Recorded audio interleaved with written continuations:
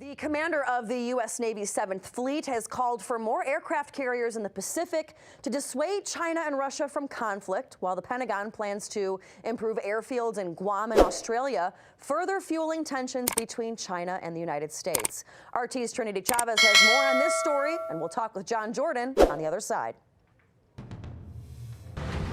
Today, U.S. officials calling for more aircraft carriers in the Pacific to thwart China. According to the Wall Street Journal, the commander of the U.S. Navy's 7th Fleet has called for more aircraft carriers in the Pacific to dissuade China and Russia from conflict.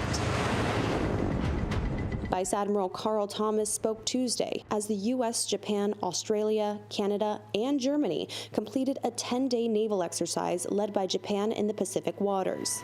The South China Sea in particular has been a major arena for confrontation between China and the U.S. Beijing also embroiled in a series of territorial disputes with members of the Association of Southeast Asian Nations and has been building up its military infrastructure in recent years. This while a Pentagon review of military resources worldwide plans to make improvements to airfields in Guam and Australia to counter China, expanding a previously announced deployment of fighter and bomber aircrafts. Still, though, defense officials say the so-called Global Posture Review contains no major shakeup of forces as the U.S. moves to take on Beijing while deterring Russia and fighting terrorism in the Middle East and in Africa. And amid growing tensions between the United States and China, the two countries are also engaged in an arms race to develop the most lethal hypersonic weapons as Beijing and Washington build and test more high-speed next-generation arms. The U.S. Air Force Secretary said on Tuesday, quote, "There is an arms race not necessarily for increased numbers, but for increased quality. It's an arms race that has been going on for quite some time. The Chinese have been at it very aggressively." Earlier this month, satellite images appear to show China has built mock-ups of a U.S. Navy aircraft carrier and destroyer in its northwestern desert. And in October, top U.S. official military officer General Mark Milley confirmed a Chinese hypersonic missile test that military experts say appears to show Beijing's pursuit of an Earth-orbiting system designed to evade American missile defense. This year, the Pentagon has held several hypersonic weapons tests with mixed success.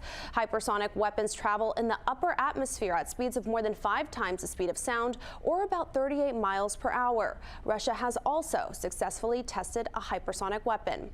In New York, Trinity Chavez, RT. All right, so he has been patiently waiting for us, former Naval Intelligence Officer John Jordan. John, thanks so much for being with us tonight. So, you know, here in the United States, we can't really solve a lot of our problems at home, but it seems like abroad, we can always find an excuse, let's say, to get ready to pass the biggest defense budget we've ever seen in this country, stirring up these problems with China and Russia.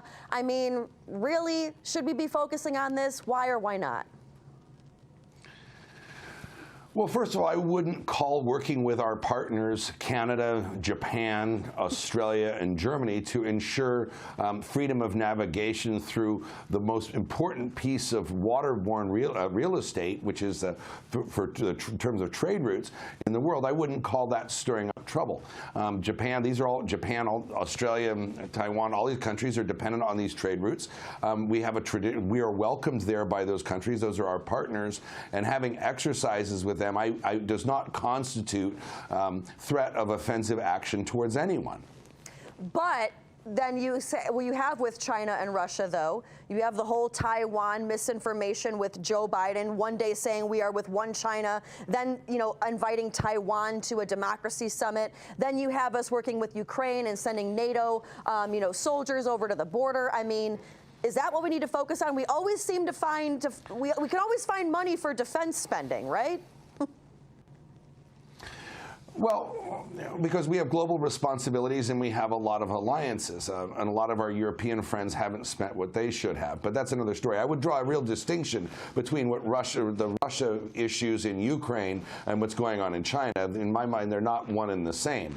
In the case of China, we're dealing with international waters and trade routes upon which the economies of so many of our friends and allies depend, and working to preserve that freedom of navigation is something everyone should welcome. and it should in no way be construed as a threat to China. In fact, we run exercises that I've actually been in Hawaii every year, where we actually have worked with the Chinese in Hawaiian waters. We're dealing with counterterrorism, drug interdiction, and anti-piracy and the like, and that's a problem which affects everyone.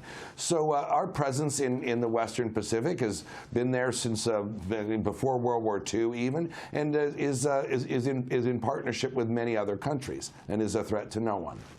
But the only question that I have, though, is that when we're talking Taiwan and you say that our ships have been there, yes, they have. We've been there, we have Pearl Harbor, all that stuff. But when they're getting so close to China, I mean, if the shoe was on the other foot, and let's say China was in the Gulf of Mexico, just kind of, driving around or driving really close to California, I mean, wouldn't we have, cause to be alarmed a little bit?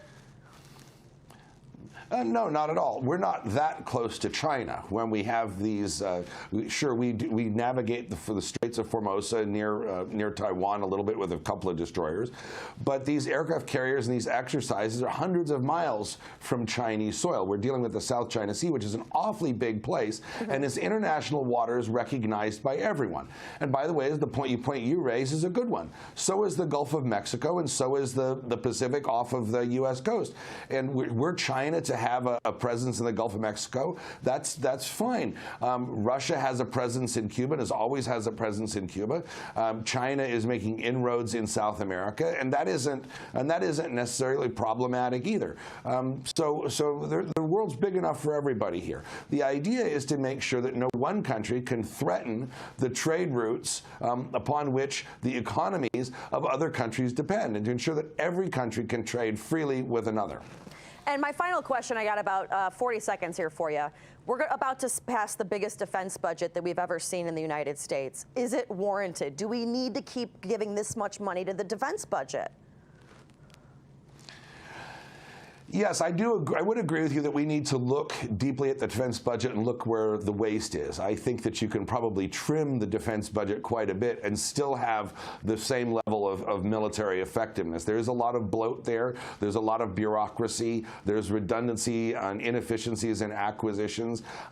So I think that there's certainly a sharper knife can be taken to that. The current administration isn't particularly interested in foreign policy or put a lot of thought into it, or to defense policy, but a sharp-minded, well thought out management in the Defense Department could trim the U.S. Defense Department, and that would be a good thing for the U.S.